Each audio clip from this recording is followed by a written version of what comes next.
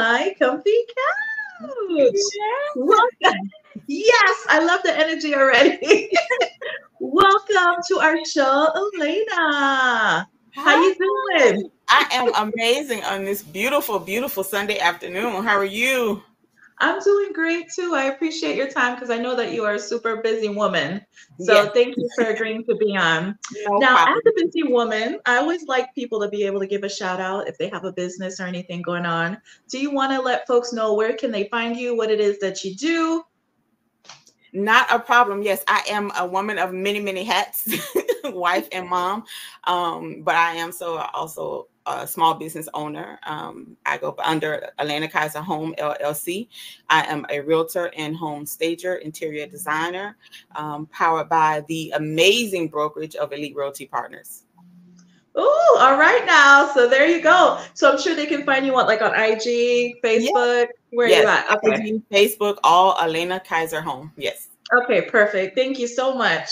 So let's talk about it because again, I'm doing this whole year. We're talking about marriage, Okay. and I thought Alaina was really interesting to have on the show because she's had the experience where she was married for some time, and it didn't really work out, but she's on something new right now, and she's been married a couple of years. So I think it's great to get the different perspectives. We've had folks on that have been married for over 20 years, but that might not be realistic for everyone, right? So Mhm. a lot of people, especially like in our age groups, 30s, 40s, may have gone through one relationship, it didn't really work out, and now they're on either trying to date again or still looking for marriage. So I'm hoping this conversation is really going to give us some insight as you share your experience with us, okay? Yes, sure. Okay, so Elena, so tell me the first go around, how long were you married for? My first marriage was 10 years. High Okay. school sweetheart. It produced my two beautiful children. Yeah, so it was 10 years. It was what it was.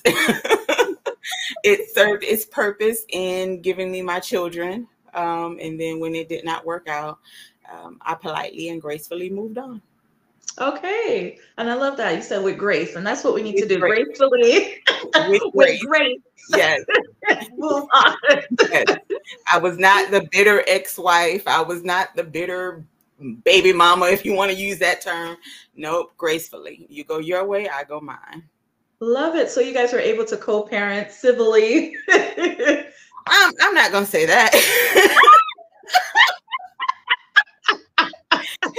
There was definitely highs and lows of that. Uh, there was definitely highs and lows, and at that time we had to communicate because the kids were smaller. I believe my daughter may have been 3, and my son was around 9. So Oh, that's yeah, a they yeah. were younger, so we definitely had to communicate. But there was trial and error. There was issues from time to time, but eventually we both grew. I would stand my ground, he would stand his ground. At the end of the day, I knew he loved his children, and I loved mine. So we eventually found common ground and just moved forward.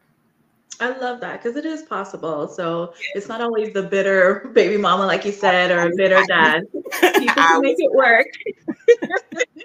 So tell me, Elena, how do you go from being sweethearts to it not working out? Like, what happened? Tell us what happened.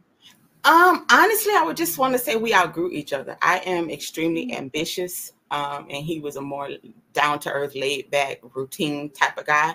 So any type of change that I would do, school, whatever, it just felt like I would possibly, in my opinion, he thought that I was leaving him behind, and that's not necessarily the case. As moms, I knew that I had to do a lot more to give my children the future that I wanted them to have. And we just grew apart. It was young. I was young. We were high school. I think when we got married, I was 19. I was Oh, extremely young. Yes, I was extremely young. So we just outgrew each other.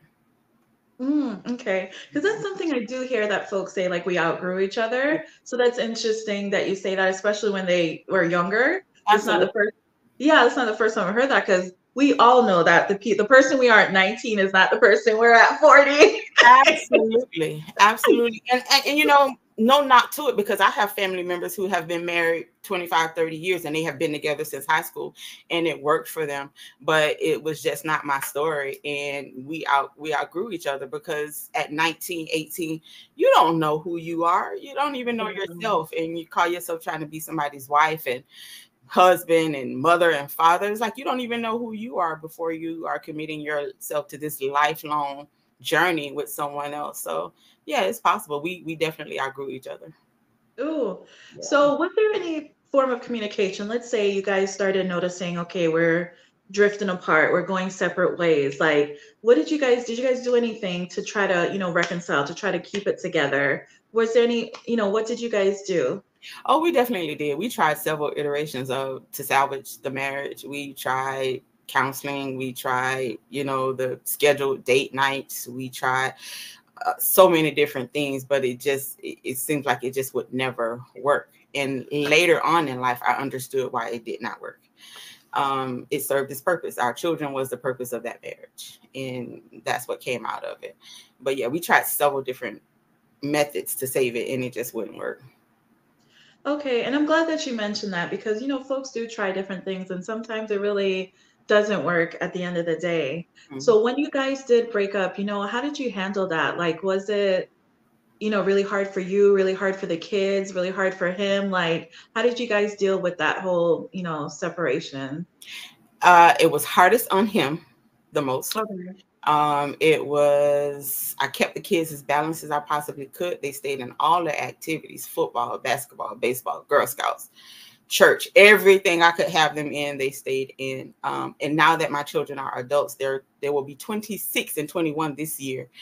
From time to time, we do talk about it. And from time to time, they're like, yeah, Mom, we were sick of y'all. Oh. And thinking that my daughter didn't remember some things, she remembered some things, and she's like, yeah, I was glad it happened too. So Oh, wow. See, yeah, that's something different. Yeah. I tell people all the time, sometimes you're fighting for the kids, and it's actually in the kids' best interest for you to go your separate ways. Yeah. Mm. Yeah, so that's interesting too because yeah, some people feel like we are just staying together, but the kids Right. know, like they're not dumb, like No. they're very much aware of what's going on between Yeah, the two. they know. Wow. So were you concerned or was he concerned of how your family or friends might perceive it? Like, did you feel like there was a stigma? Okay, now I'm divorced. So, people might look at me different, or if I'm back on the dating field, now I have this like big D on my head, like some I people was. might feel that way? I definitely was. I come from a family of marriage. Like there's marriages in my family at one point, 50, 60 years. So my grandparents were married until, one preceded the other in death. So I come from a family that believed in marriage. So yes, I was definitely embarrassed. I felt like I had failed. I felt like, I gave up. And then when those thoughts would say you gave up too soon, if he was trying to reconcile, I would go along with the reconciliation. But deep down in my heart, I'm like, this isn't it. This isn't it. And I'm miserable. So I just had to do what I had to do for me. And I'm like, I have to make myself happy, because if I'm not happy, if I'm not content, if I'm not whole, healthy, and balanced, these kids are going to end up jacked up. So it's like I have to do what I have to do to raise healthy kids. And that's a tough decision. That It is is such a a very tough hard decision. decision. Yes, it is. So Yeah. it seems like, did he want to keep the relationship going? At times, yeah, Okay. at times, but it was so many other factors, that played along with it. At a certain at a certain time, you have to look at yourself as a woman and say some things are not acceptable. Some things will not be tolerated, will not be tolerated. So, when those things come into play, it's like I have to make a decision. Okay, gotcha. Okay, so thank you so much for sharing your story because there are other women out there that might be in that situation. And the Yes. fact that you're being really transparent, I really appreciate that. I've heard that several times, and from someone that's been on probably every spectrum of the dating chart: married, divorced, single mom, remarried, dating. Like I've done it all. It's like I'm I think this is probably the first time I've ever openly, publicly shared the story. My family and friends, Oh, really? you know, but yeah, not even on social media, not a comment, not anything. Because the funny thing is, when I got remarried, some people thought I was still married. Oh my God. Yeah, that's how little I talked about it, out of respect for my children. You know, that's still their father. You know what I mean? And that's their father. So I would never do anything to jeopardize how they saw their father in their eyesight. You know, kids grow up and they make their own judgments about adults, and I wanted them to be free of my feelings, you know, about the about the things that I went through with their dad, because that was not their story, that was my story. So I wanted to give them that space to make their own story. That's their father.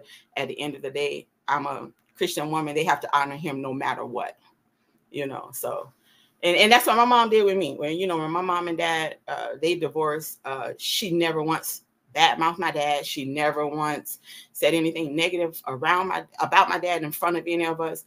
And we were able to grow as an adult and then understand, oh yeah, that's why mama got rid of you. But she allowed us to make that decision for ourselves. She did not implant that into us. So I wanted to give my kids that same opportunity.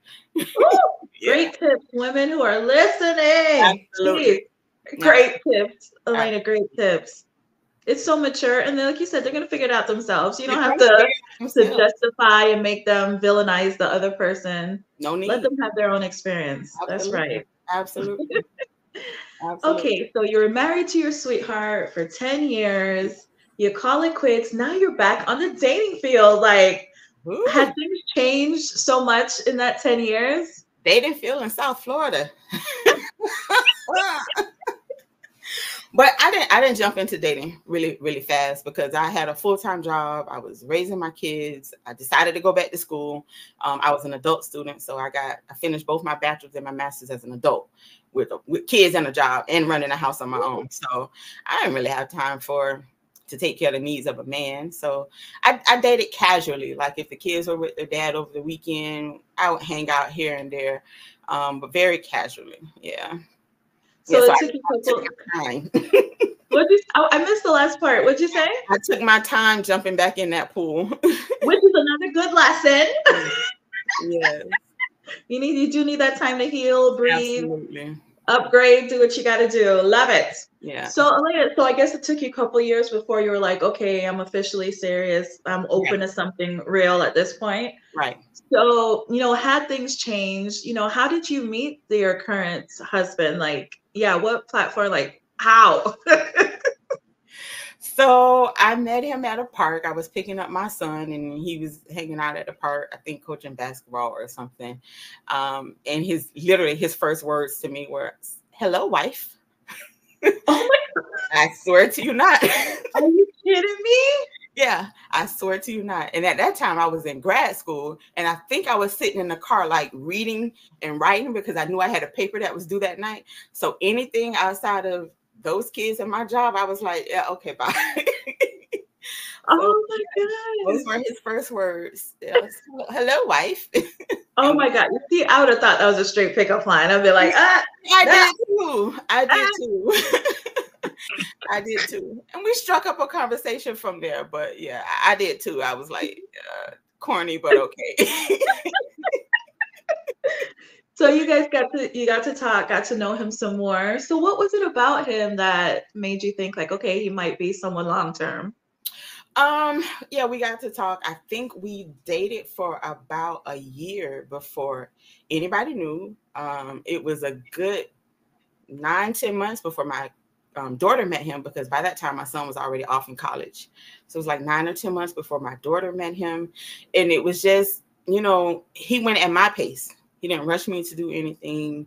As a divorced woman, like, I'm already in a routine. Don't come trying to uproot my routine, uproot the kids. So he went at my pace, and it was just comfortable. The conversations were amazing.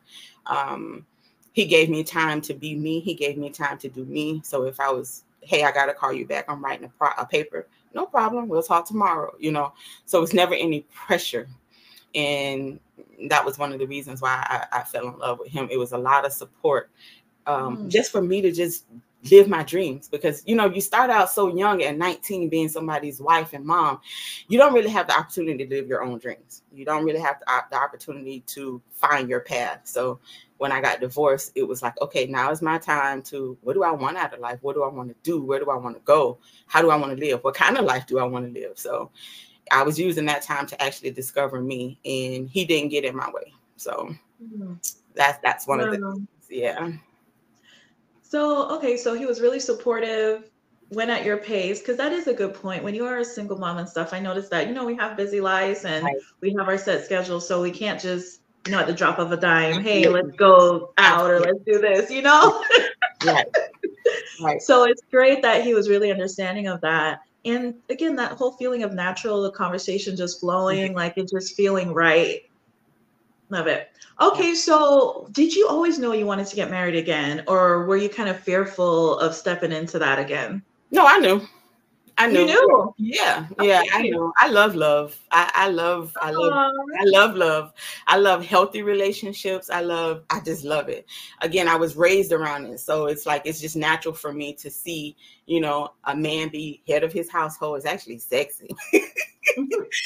To watch a man take care of his household and be head of his household and actually lead you down a path, you know, that's going to be for the betterment of you and the entire family and friends around. I love it. So yeah, I always knew that I would get married again. But I knew I would take my time. I knew I would, you know, do it when God said it was time for me to do it. And in between divorce and remarried, God sent me some amazing male friends, you know, that I could watch them in their manhood and say, okay, I want that. I don't want that. I love that. I don't like that. Yeah. So he sent me a lot of good examples of what a man should be. And I'm like, okay, when my husband comes, he'll have all of that.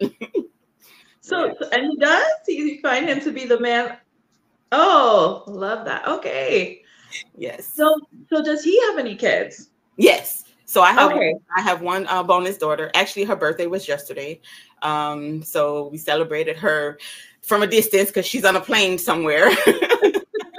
But yeah, I have one bonus daughter. So altogether, we have 3 children. So how did that work? Like, how did you, you know, get the kids on the same page? Was that a challenge? How did that work out?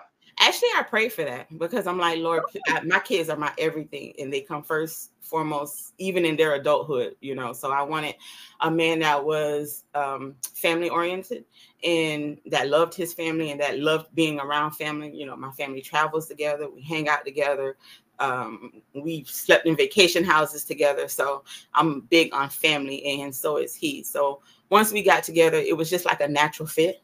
The girls, my daughter and his daughter, they actually live together now. Oh my God. Yes. Yeah, they live together now. They're like little sister, big sister. Yeah, so it's my bonus daughter is the big sister my daughter needed. Yeah, so it worked out well. They blended well. They get along. We've never had an issue between the kids. Nobody's ever, or at least they've never said it to me or showed it, but nobody's ever felt slighted. You know, we have helped each one of them to get to the next level, even in their adulthood, because like I said, the kids are 25, 25, and 20 right now.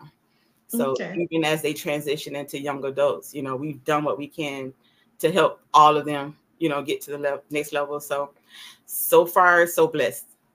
Yeah, I love it. That's a really beautiful, you know, story, because people think like, okay, maybe if it didn't work out, there's no hope for me, you know, or I might not find the man that I really want to be with, or I might have to settle. You know, some folks feel like that, like, okay, I've got a couple kids, I'm divorced, you know, I can't really get a quality guy or someone that I'm going to really like. So it's good to hear that, you know, that worked out for you. So what advice would you have for, you know, someone that might be thinking about, you know, getting married again? You know, were there things that you had to work on yourself, you know, to be a better wife or a better companion? Like, you know, what advice would you give to women who might be like in a similar situation? Yeah, I had to work on my patience. I'm not a very patient person, and it's because I'm a go-getter. So it's like, I'm not going to ask for anything. I'm going to get it done. So I had to work on my patience and being patient with my other half, to know that just because he doesn't move at your pace doesn't mean it's not getting done. So I had to personally work on my patience. And just personally work on my whole attitude of I'll just do it myself. I'll figure it out myself. Mm. I don't depend on a man. I don't ask a man. It's like I Mm. had to let that go. And that just comes from years of trying to protect myself and to make sure that the kids always had what they need. Right. So I'll definitely say that you have to be patient in your journey. Don't rush it, because if you rush it, that's how we make mistakes, and that's how we don't see the red flags that are literally waving in our faces. We don't want any, TikTok stories around here. Oh, Lord. So just be patient in your journey. If you are a woman of faith, a woman or man of faith, pray about it. And if you believe, God will answer your prayers. Yeah. Oh, great, great, great advice. And I like how you're saying it too from an ambitious woman, because I noticed that a lot of my single friends, that is how they are. Like they're really ambitious and go-getters. So when they're with a guy, it's like, okay, like you said, if he's not moving at the pace I want him to, or he's not doing it, he's not a go-getter, that's an issue. Right. So it's good that you were aware of that and you kind of made those changes for your future partner. That's great. Good. Okay. So, last and final, before we sign out, I want to thank you so much again, Alaina, for being on the show and for sharing your great tips with us. Can you let us know again, anybody wants to check you out, where could they find you? You can find me on Instagram or Facebook at Alaina Kizer Home. I am both under Alaina Kizer Home. Okay, perfect. So, and thank you all for watching our show. Don't forget to like, subscribe, share, tell a friend, tell your story. If you're interested in being on the show, reach out to us and let us know, okay? And we'll see you next time on My Comfy Couch. Bye.